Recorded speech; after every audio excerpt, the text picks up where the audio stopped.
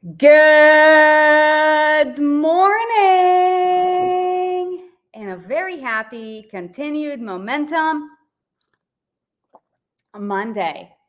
Today is not just a good morning. Today is what I would like to call a strong morning because let me tell you something about today's guest. So today we have a live guest interview, and number one, I love this girl. We've gone back how many years now?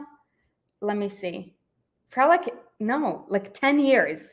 It's crazy to think that no, 8 years. 8 years.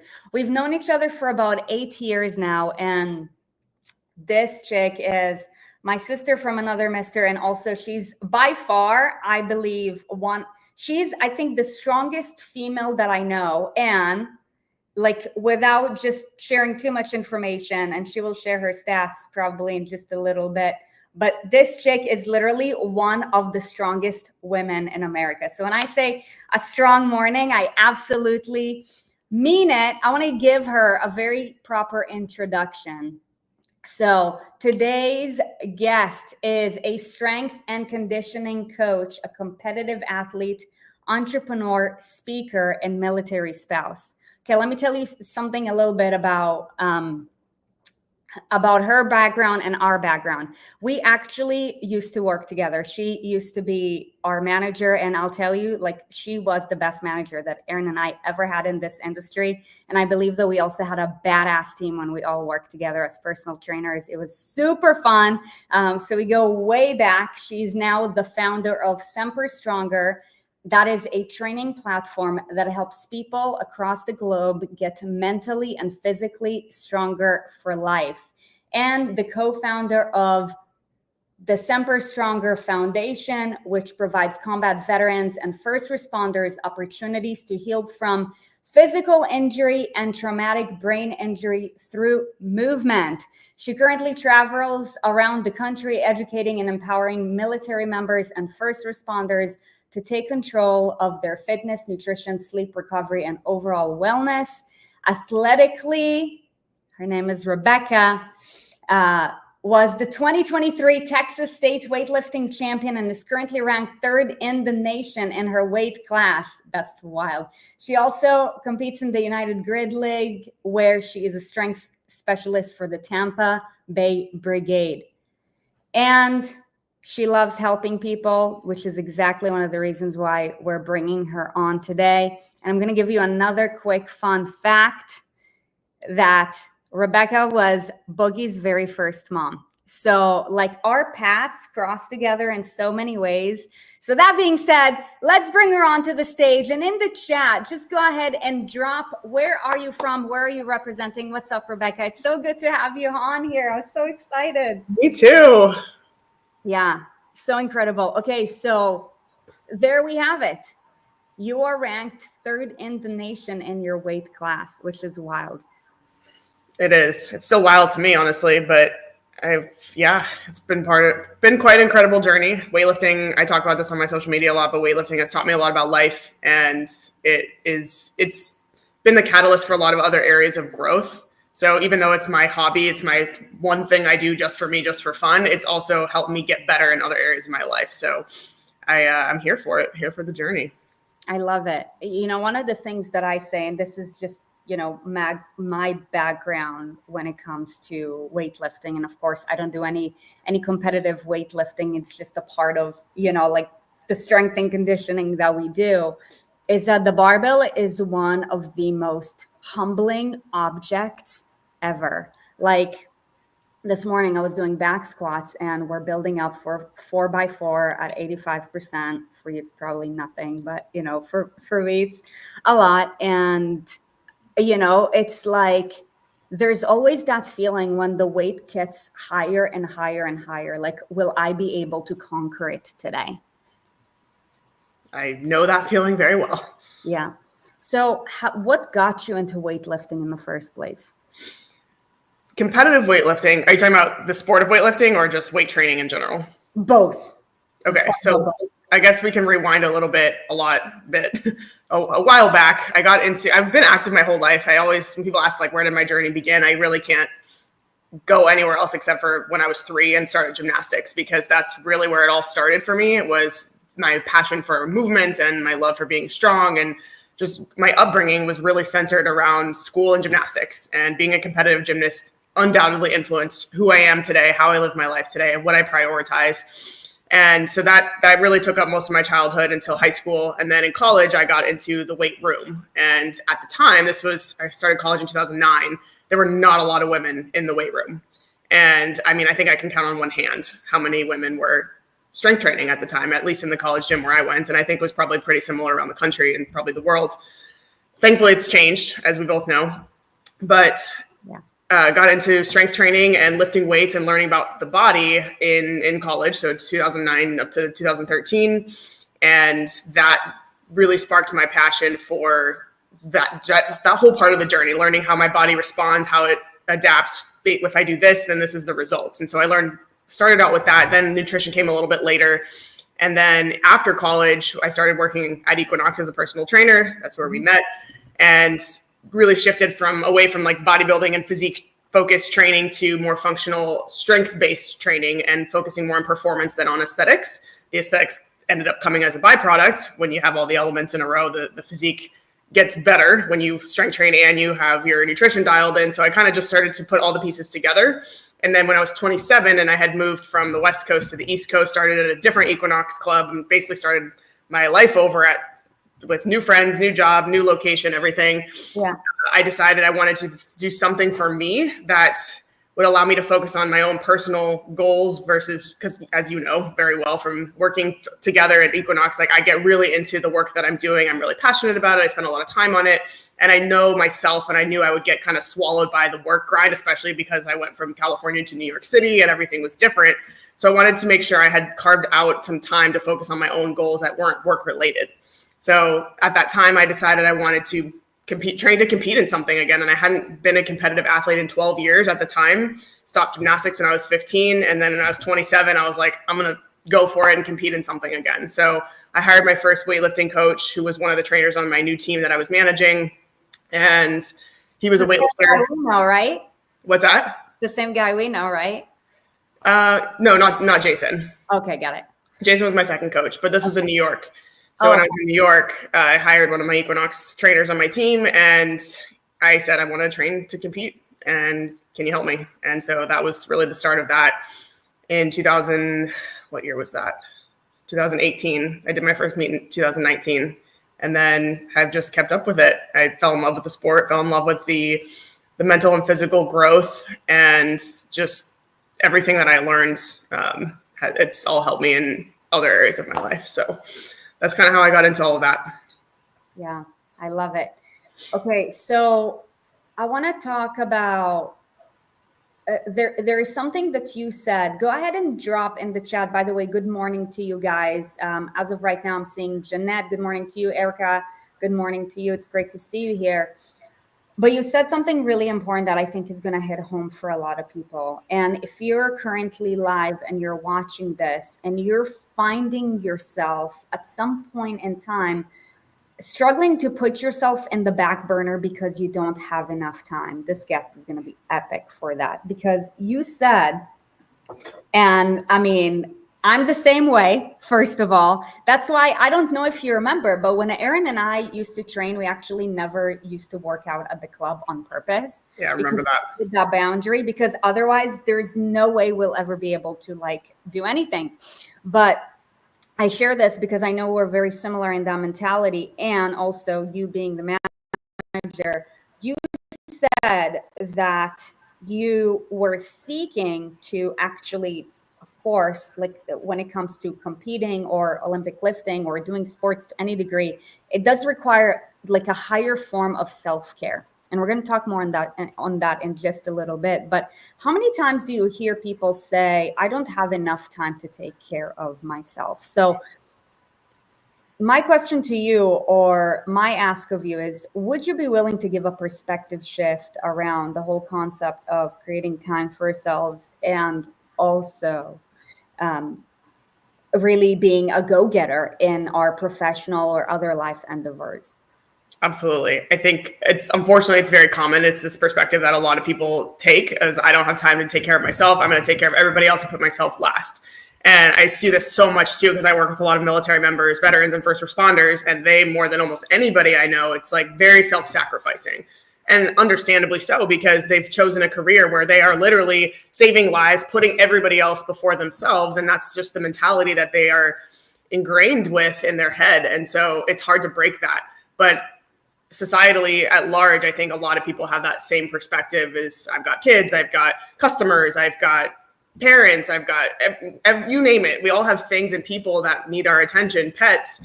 It all takes time and energy. But one thing I've learned through my own journey, and I didn't share this when I was talking through my journey, but I have chronic disease and I was really, really sick for several years.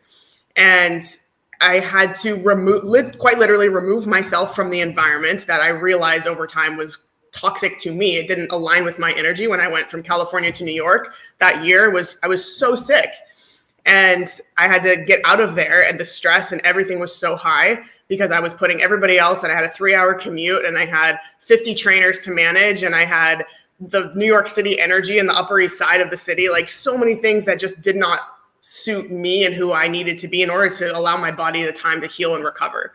And so I really believe that the body, if you are not giving the body what it needs in terms of self-care, recovery, rest, energy, positive energy, it will make you sick. It will make you injured. It will force you to take the time to prioritize rest and recovery. So you either do it by choice or you do it by force.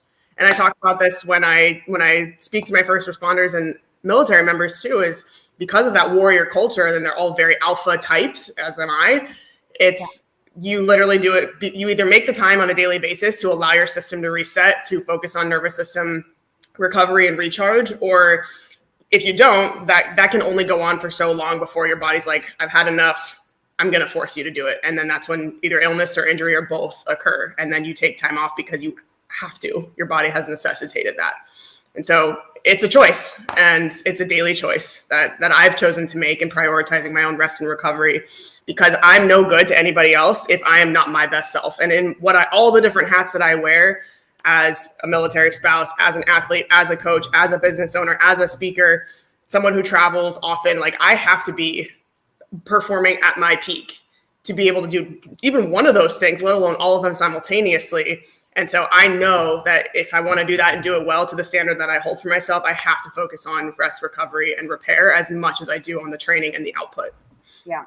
So good. Okay. You either do it by choice or you do it by force.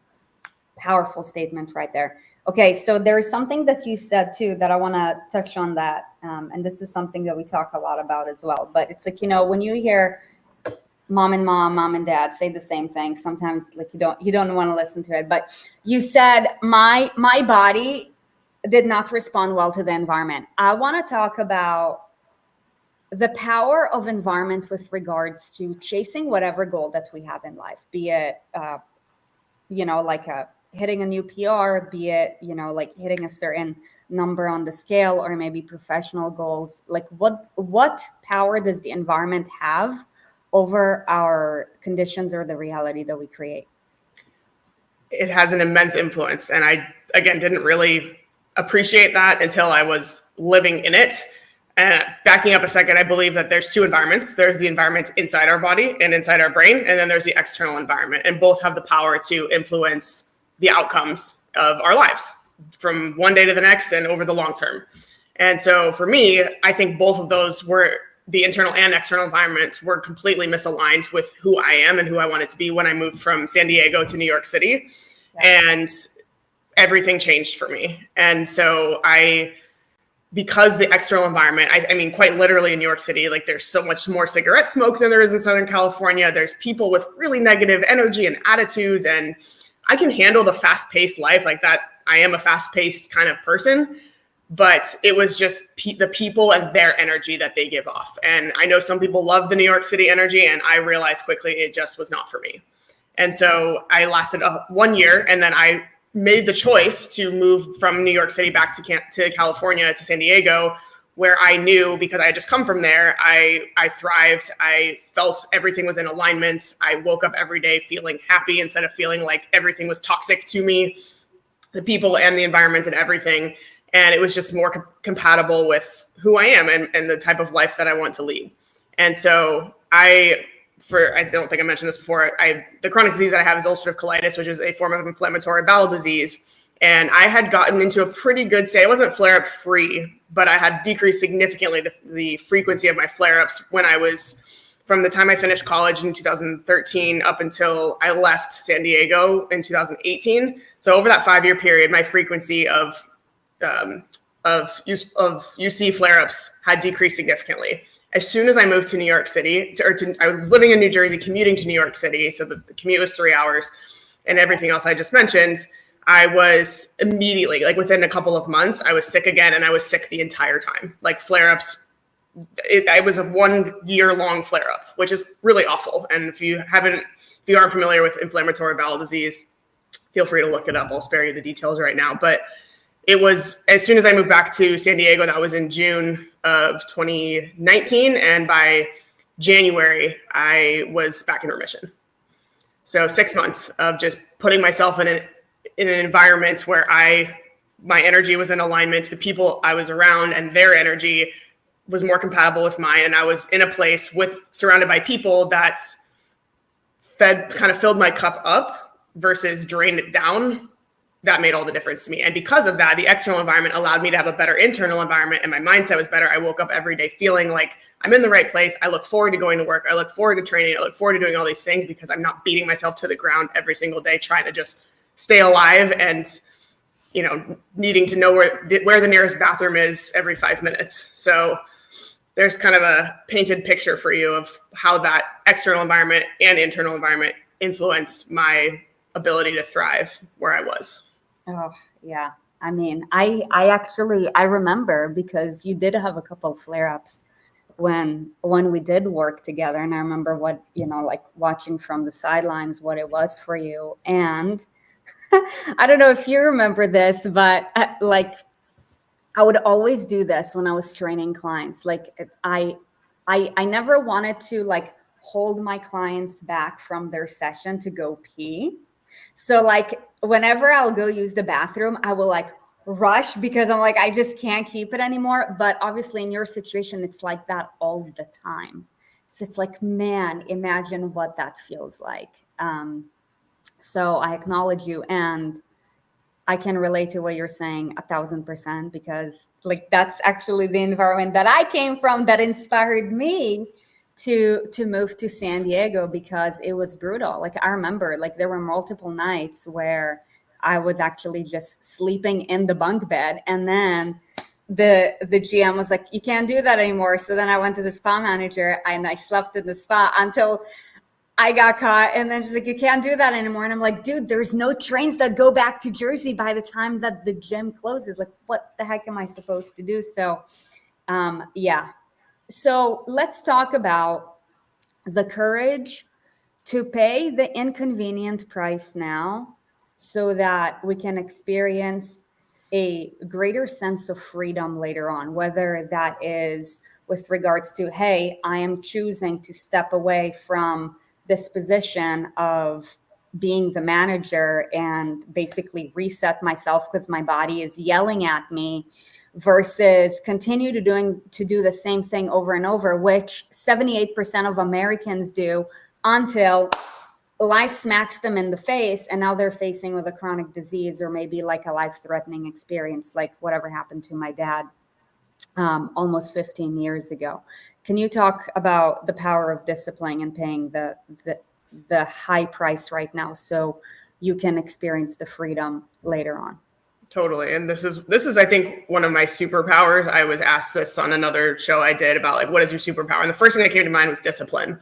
And going back to what I said earlier, was because of all the different roles that I have, all the hats that I wear in my life and the different endeavors that I am involved in, I couldn't do it all without discipline, because I think the first thing that goes for a lot of people is sleep. So that instead of sleeping what they need 7 or 8 hours, they sleep 5 or 6. It's I need those 3 hours back, but they don't realize what the long-term repercussions of that choice will be. Same thing, even from a fitness standpoint, people are like, I don't have time to warm up. I'm just going to go right to my lifting. So they just go right to, their warm up is an empty barbell, and then they just put plates on the bar and go from there. Maybe if we're lucky, they might just go straight to one plate on the bar and then go from there. But that has a shelf life. So many of these choices that they're taking shortcuts thinking they're saving their self time, it ends up, you have to pay that back somewhere else. And so you either have the discipline to spend 5 minutes or 10 minutes warming up, or you pay the price later of getting injured and having to do physical therapy. And most of the things the physical therapists are going to tell you to do is stuff that was probably should have been in your warm up anyway. So you choose. When do you want to do it? You either do it by choice or you do it by force. It's kind of the same concept of what I talked about earlier. And same thing with sleep, and same thing with nutrition. You can enjoy the processed food and take the shortcuts and eat, go through the drive-through, or you can, and that will save you time. Won't save you money, but it'll save you time. But then what happens 10, 20, 30 years from now when you have to pay the price for those choices that you made? So it's really, when do you want to invest the time? When do you want to pay it back? You want to pay it on the front, you want to pay it in the back. And usually it's the paying it back later where the cost is going to be a little bit greater, because it's not the same amount of time, it's or energy, because it's the time, but also the how is your life affected? What can you no longer do because of those things? Like, what diseases do you have to now take medication for, go to the doctor for? Like, it's so much more time. And I think people are very short-sighted about that, and they don't think about what it's going to be down the road, because we're all focused on now. We have 5-second attention spans because of social media and the TV and all the things. And so everyone's just like, what can I do right now, and move on to the next thing. And so most people, I think, are making more knee-jerk decisions and thinking about now within the next 25 minutes to 24 hours versus 5, 10, 20 years from now or beyond. And so that's a big focus of the work that I do is, for not so much with veterans, because a lot of them are already dealing with the kind of being reactive to the things that they had to endure because they didn't know or didn't do the things back then. But for people that are still serving right now, wearing uniforms as military or first responders, like, there's still a lot you can do to impact the trajectory of the future when the time comes that they're no longer serving in that uniform. And so how can we be more proactive instead of just waiting and being reactive and putting Band-Aids on way bigger problems that likely could have been prevented or at least minimized if we had taken more action up front? Yeah. I want to, this is me literally just out of curiosity, because I have my own hypothesis about this and because I do value what you have to say. I'm curious, what are your thoughts on where do you think all of this, like, where does the root of the problem start? That's a good question. Ultimately, if you peel back all the layers, every individual is responsible for him or herself. Are we influenced by external factors? 100%, of course we are. But we are also agents of our own decisions, and we have the power to choose. And to a degree, like, I'm very obviously biased from the military perspective because I'm married to a military member. So they, in a lot of cases, don't have a choice. They're forced to take certain vaccines that the rest of America has the ability to choose whether they want to take it. They can't say certain things. Like, we talk about freedom of speech, there's certain things that they can't say, but we all can. So to a degree, obviously there's exceptions to every rule, but I think for the most part, it's the individual's responsibility. But I do think we are largely influenced by social media. I think that has played a big role in the way things are right now. I think, former military here, appreciate this. Awesome. Thanks, Jackie, for serving our country. Tell me what branch you were in. What else? I think all the big industries, the big food, the advertising, big pharma, all the things that, are getting a lot more attention these days. I think those are obviously influences. But again, we still have the power to choose. Can you go shop at the farmer's market and choose local, healthy, organic foods versus processed foods? 100% you can, but it takes that extra effort. And it's all the same themes are keep coming up in all the questions that you're asking, but I think it's pretty consistent across the board. Yeah. And also, just so you know, spoiler alert for you, our energy is very much like yours. So our community also appreciates the cutthroat, relay type of conversation, no sugarcoating. So I'm just over here giving you permission to speak from your heart, because if you're here, you know that you appreciate it. And I am also well aware that in today's conversation and everything that's happening, it is pretty rare, especially when, two females are coming around and having a conversation. So, yeah, massive love and respect. Okay, so let's talk about, I was telling Rebecca this. I'm like, it's not every day where the interviewee on the other side is actually more jacked than me. And I really don't say this to brag or boast, but like, if you're coming to ES Live, you're gonna see like, dude, like this chick's like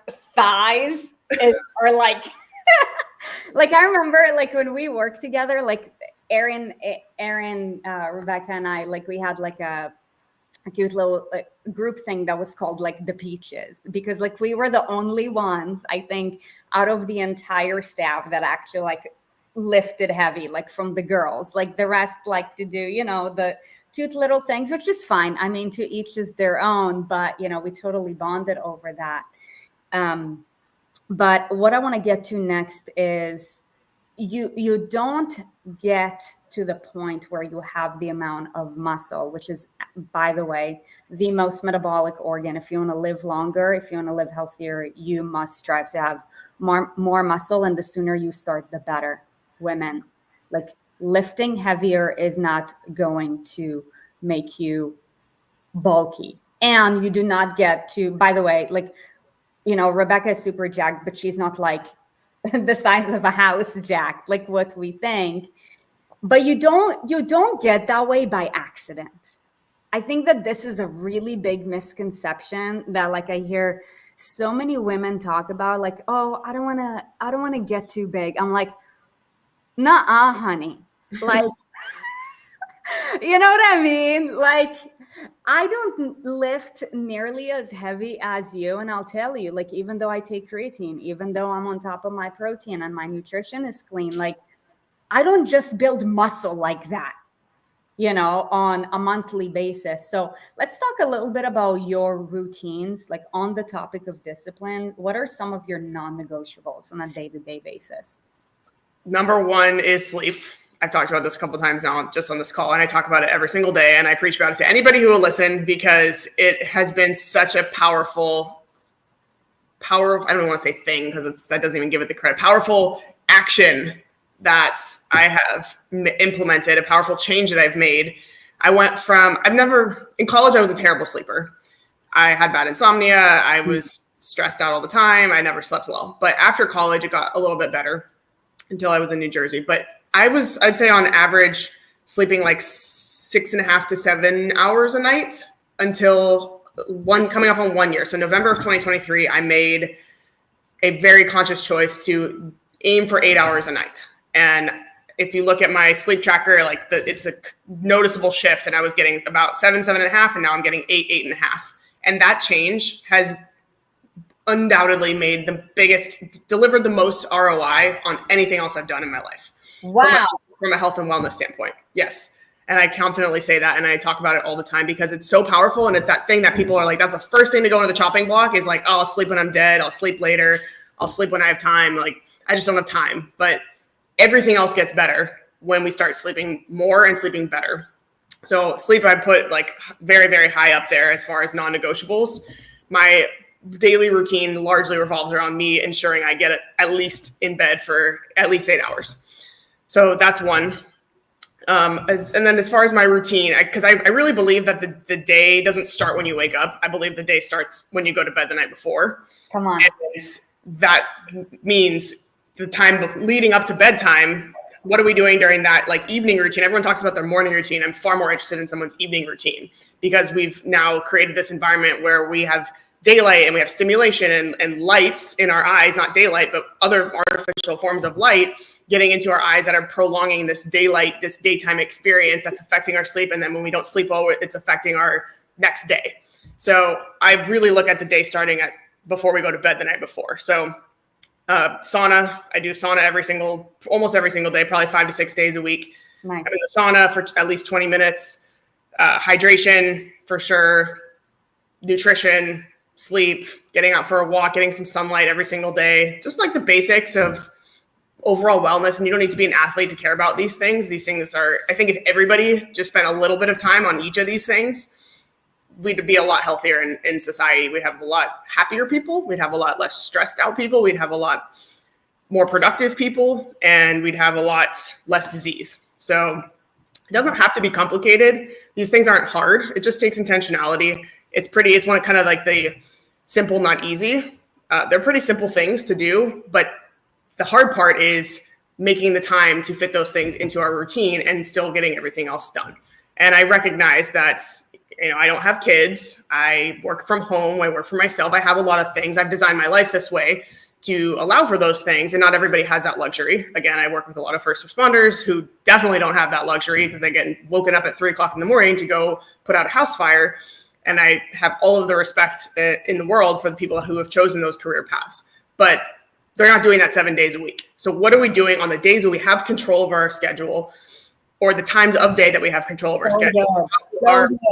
How are we fitting those things in? And can we just spend a little bit of time and intentionality on making sure that those things happen, or at least that we're moving in the right direction on them? Let's go deeper on that, because this is powerful. Like, I want you to actually say it again. Like, what you do in the time where you're not working is actually one of the most crucial things. And here's what I see, and tell me if you see the same thing, which you probably do, especially, man, I remember in San Diego, there is like a big military community. Obviously the Marines, the Navy are there. So I remember when I worked in downtown San Diego, I had a Navy SEAL who was one of my clients. And when I worked at Equinox, I don't know if you remember Austin, but he was a Marine. And especially first responders have such a high inclination to abuse alcohol. Like, it's no one's business. Like AMRAP on alcohol. But I mean, society at large does that. So I'm curious to know from you, what do you see most people do in their free time when they're not working?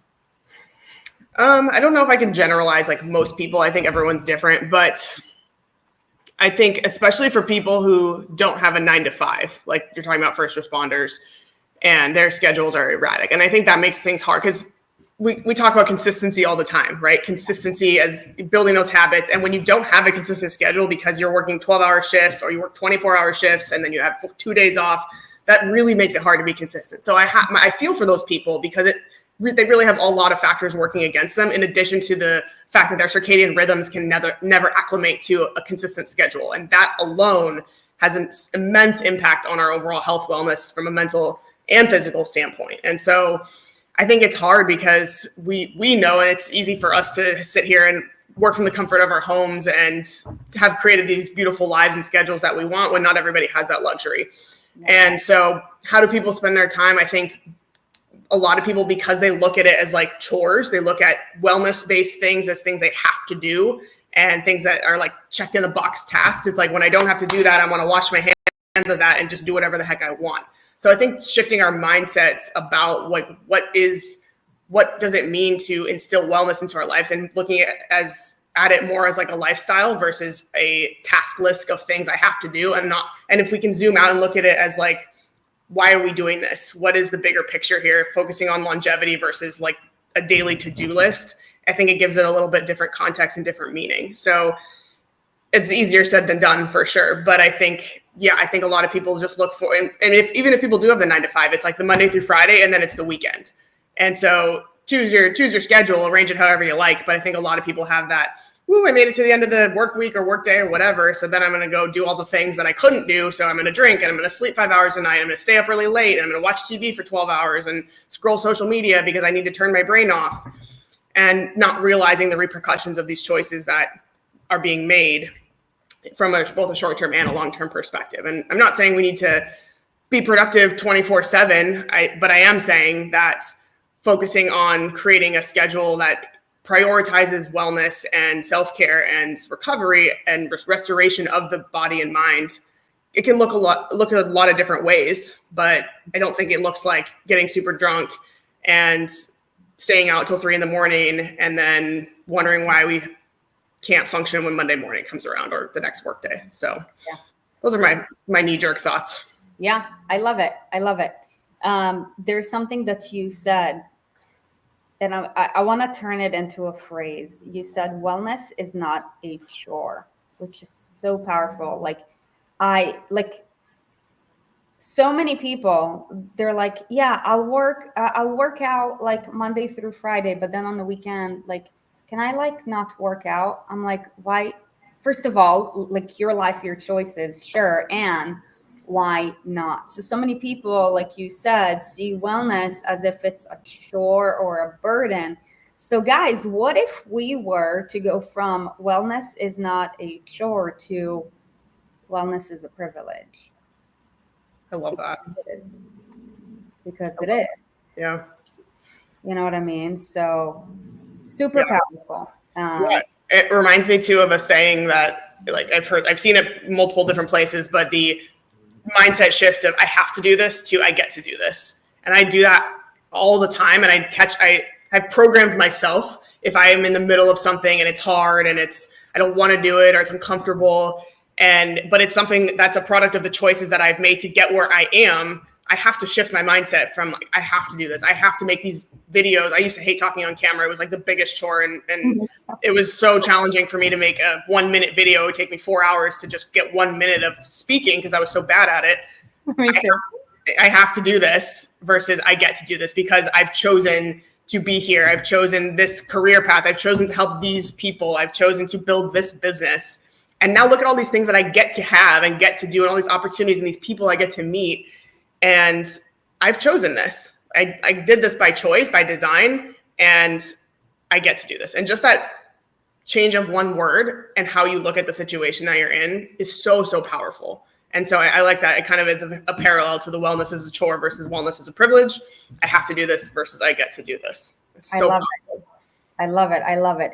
Erin and I, we've been a part of just a leadership training that led to a leadership mastery course and all of that. But really, like one of the first things that they go over is the concept of responsibility. And when we are in victim mode, we speak in terms of have to, as if we have no choices. When the reality is, you guys, especially in America as of right now, at least as of right now, everything in life is a choice. And I feel like so many times people are so, number one, have either not taught how to think for themselves. So they think that life is a have to, or they're so wrapped up in the busyness of things that they don't realize, like, let's take our jobs, for example. Like that is all a choice. Sure, there might be a consequence if you were to not go tomorrow, if you were to say, you know what, like this is no longer for me. There might be a consequence, but that does not mean that it's a have to. Everything in life in the United States as of right now is a get to. Yeah, agreed. Which is exactly why, I mean, you remember some of my immigration stories. Like, you know, I've done what I've done to become a US citizen because in this country, we do have the privilege to, doesn't matter where we come from, what age we are, what, you know, like things or setbacks we've been through. Like if we think and if we act in the right way over time, we can create the life that we want. And I believe that that is truly the power of discipline. 100%. Beautifully said. Yeah, thanks. So, okay, let's have a little bit of a barbell conversation, shall we? Let's do it. Okay, cool. So, first of all, like what's your back squat? What's your deadlift? What's your clean and jerk? What's your snatch? Just to give you guys a little bit of concept of how strong this woman is. Hold on, I'm gonna have to do some kilogram to pound conversions because as Olympic weightlifters, we speak in kilograms because it's an international sport and everyone else does it in kilograms, and we're the only country that doesn't use the metric system. So I know it's the one thing about this country that actually does not make much sense. I agree. I mean, there's a lot of things that don't make sense, but that's definitely one of them. Yeah. Okay, let me see. It's been a long time since I maxed out my back squat. But the last time, I think I did a 3-rep max, and it was like 310 pounds or something like that for 3. So whatever the one rep mathematic equation from that would be, I don't know, somewhere around like 320, probably 325. Deadlift, it's been a long time since I maxed the deadlift. I think the last time I did a max deadlift was about 3 years ago, and I hit 345 pounds. Hopefully it's higher now since I am stronger. So I'd like to say it's somewhere around 350, 360. My snatch, I hit a PR last weekend at my competition. Nice. Congrats. Thank you. 95 kilograms. So 209 pound snatch. And then my best clean and jerk, I believe, is 116 kilograms. So 256 pounds, clean and jerk. Wow. So good. So impressive. So, okay, you just hit a PR a weekend ago. And the barbell is one of the most humbling things, especially when you're getting closer to your percentages and you know that you're getting pretty close to it. I wanna know what goes on between your ears. Like, what is the conversation that keeps you humble, that keeps you focused, and also ready to perform? That's such a good question. Someone actually asked me this, I think it was yesterday or the day before, on Instagram, replied to one of my stories, and they were like, what are you thinking about before you go on the platform? And I was like, I don't know. Like, I don't have any specific thoughts necessarily. I think part of the beauty of training and competition is, like, there's a lot of thinking that goes on in training. There's a lot of grinding and building and blood, sweat, and tears that goes into training, and honing that the body as much as the mind as much as the body, that you've done it so many times. By the time you get to the platform, you just have to execute. I really don't think I think about that much. And I think a big thing for me is learning how to control my nerves when it comes to competition, or even in training when I'm going to go for a heavy lift, if I'm going to go for a near max or a max. It's the same experience physiologically, like that adrenaline, those nerves.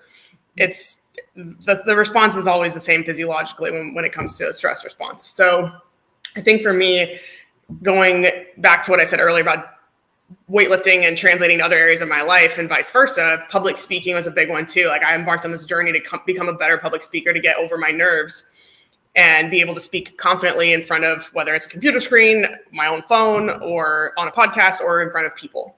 And so that the same way that I wouldn't say overcame, but learned how to manage that fear and that stress response before getting up on stage in front of people is the exact same thing I do before I get up onto the platform. Learning how to control my breath, learning how to, because part of that adrenaline and stress response is like a narrowing of the vision. So we do by default kind of become more focused, but learning how to get it in a place that's not out of control, because there's a spectrum, right? There's the stress relaxation.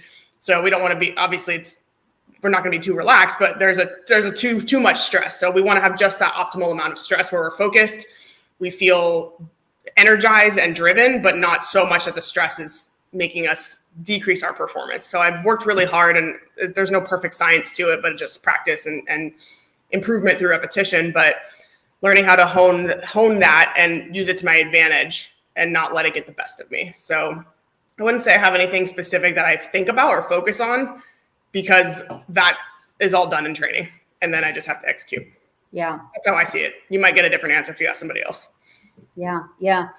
No, this is really good. This is really a question just out of curiosity. I'm curious to know what goes on between her ears.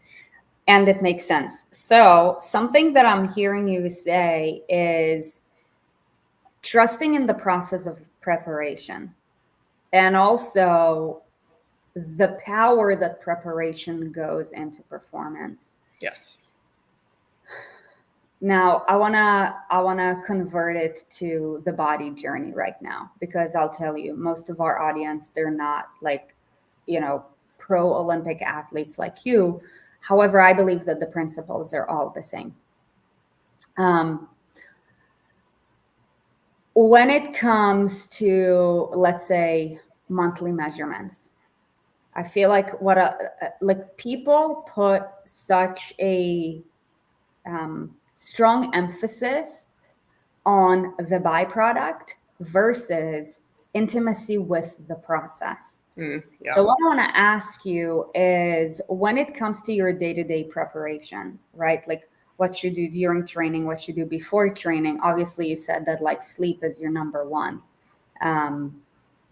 We believe in discipline, regeneration, movement, nutrition, and mindset. Like if one of those is broken, then the chain is gonna like, just be broken at some point. So I'm curious for you, if you can just talk about what does your preparation routine look like on a day-to-day basis, and also what gives you confidence in the process of your preparation? I'll start with the second question first. So confidence in the process, I think, is just reps over time. I've tried a lot of different things with myself. I like you, I coach a lot of different people, and I have for the last 11 years, but I'm also my own experiment. And so a lot of the thing, like I would never prescribe an exercise or have somebody do something I've never done myself. But two, like I've learned a lot from my own journey of trying different things and seeing what works. And not to say just because it works for me or doesn't work for me, that's going to be the case for the people I work with, but it does give me a little insight and perspective having experienced it myself and being able to speak to that experience. So I get the confidence in knowing what works for me because I've done lots of different things and I've got the data to show what works and what doesn't work for my case specifically. And as far as the process itself, I mean, each day is a little bit different depending on whether I'm home, whether I'm traveling, what I have scheduled for that day. But there's a few non-negotiables for me. Sleep is by far like I said before, the number one thing.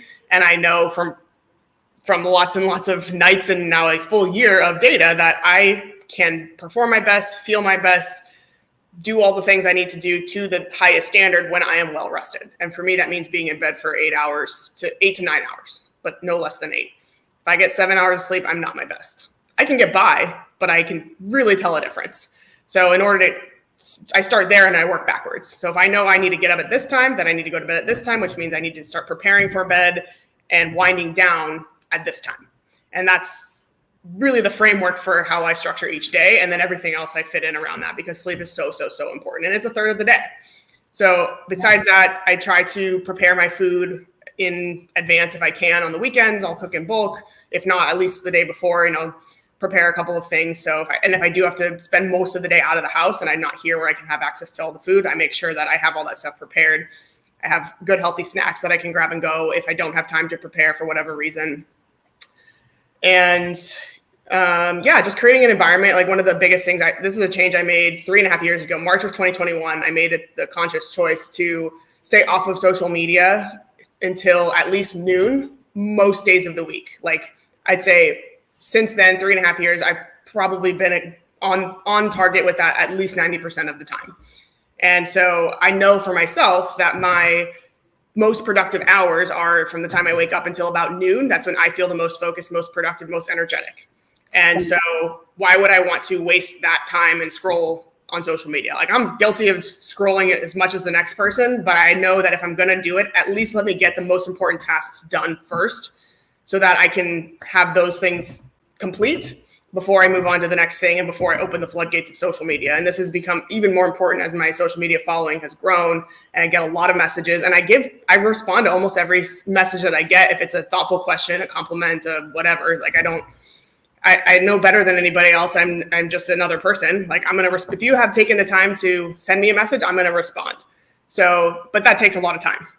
I get a lot of DMs every day. So I need to make sure I set aside time to do that and give those people the time that I would like to give them, but also not sacrificing the things I have to do to move the needle in my own business, my training, etc. So I don't go on social media in the morning hours almost every single day. I'm really good about that.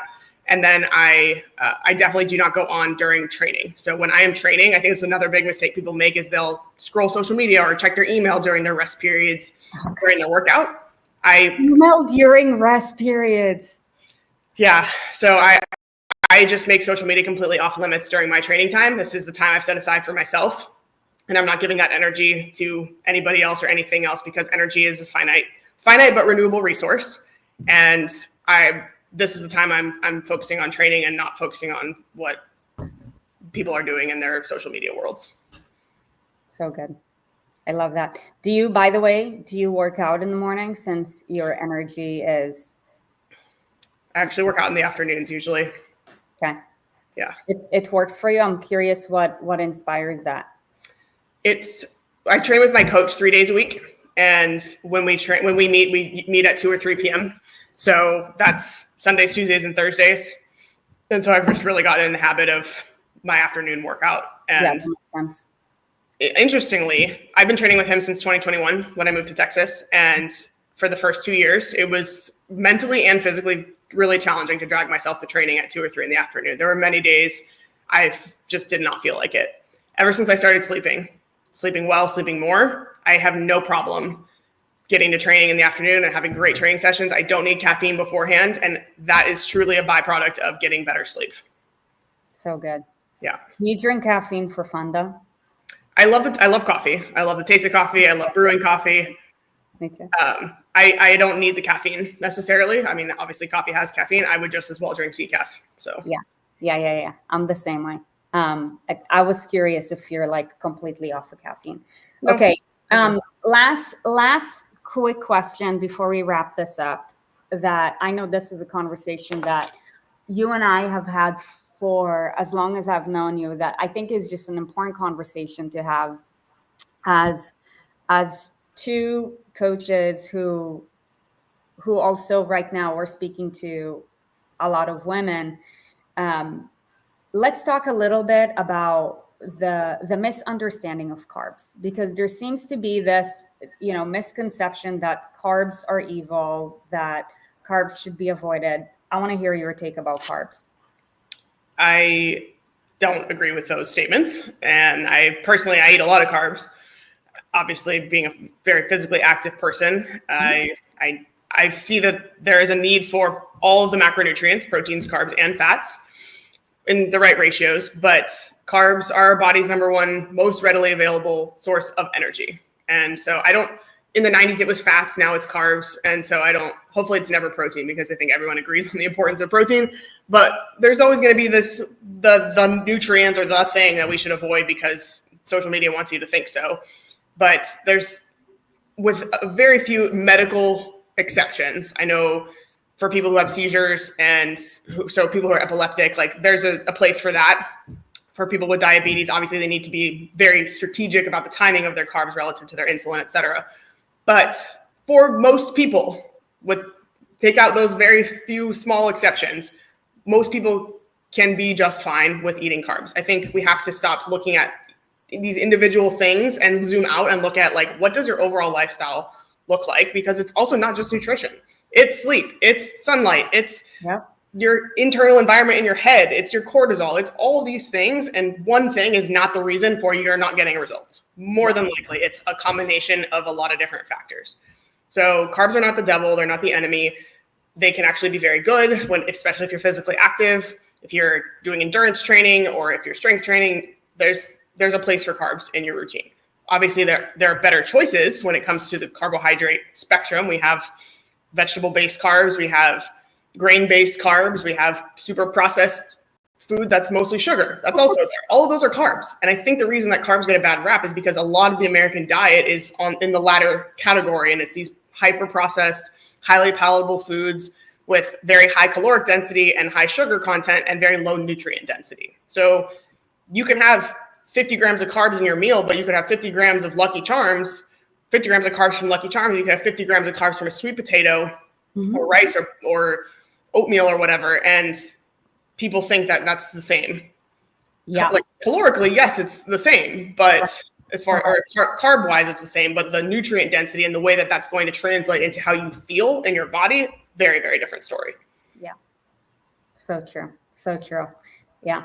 It's always good to hear that from another professional who walks the walk and talk the talk. One of the things that I'm personally, I've been telling you guys that, and I think Rebecca, that I am very fortunate for the fact that when I started in this industry, I really started with one of the most highly reputable companies, because really this industry by large, especially with the big food, big pharma, and big soda, the standards in general are pretty low. Don't you agree? Yes. Yeah. So I think it's very rare to find, coaches who are very well-rounded and also who walk the walk and talk the talk. And I know that you are very much one of those rare few. And that's one of the reasons why I have massive, massive respect for you. Thank you. Yeah. And that's also one of the reasons why we wanted to have Rebecca on as part of our live event that's coming up. Some of you guys that are here with us right now, go ahead and drop ES Live if you are going to be attending live. I want you to know that Rebecca is actually going to be one of the speakers, and I know she's going to bring the heat. And I'll tell you, she's very much a rare breed, just like us. And I'm so happy and grateful for your willingness to take part, to, meet our community, to really be a part of this experience, because really the intention is to create an in-person environment. Like at the beginning of this conversation, we talked about the power of environment. So to create the in-person environment that will help you to flourish and take yourself to the next level going into 2025. And also something that you should know, because I do understand that sometimes in life we might have maybe family limitations, work limitations. If you're unable to join us live, you are more than welcome to join us virtually. I'll also go ahead and drop the link for that. And here's what I want you guys to know as you're listening to this. If you want to take part in the experience, do it. If you have any questions, just go ahead and ask, because we're real people just like you. And our intention is to bring together really the best of the best in the industry, and to have the most just badass, empowering, and inspiring day with the best in the industry. Is there anything else that you want to add, Rebecca Rouse? I think we've covered a lot. I'm excited to dive more into some of these same stories and themes when we have your events in 2 weeks. I'm very excited about it. So we'll save it for then. But this has been great. It's been really good to catch up with you and share some of the experiences that we've both shared and our unique experiences as well. And hopefully it helps some people. That's the ultimate goal, is just helping people get better and believe in themselves and believe in the process. That's why we do what we do. Yep. Thank you so much for your time today. And I'm so stoked to see you in less than 2 weeks. Yes. And ES Army, super stoked to have you on today. Please share this video and/or recording with someone that you believe in and love, just so that you can make their day and their life just a little bit better. Discipline is freedom, and it does take intentionality. So thank you all for being here today, and also looking forward to seeing you guys, whether it's in person or virtually, at ES Live 2024. And that being said, you guys have an amazing day and happy continued momentum Monday. Bye.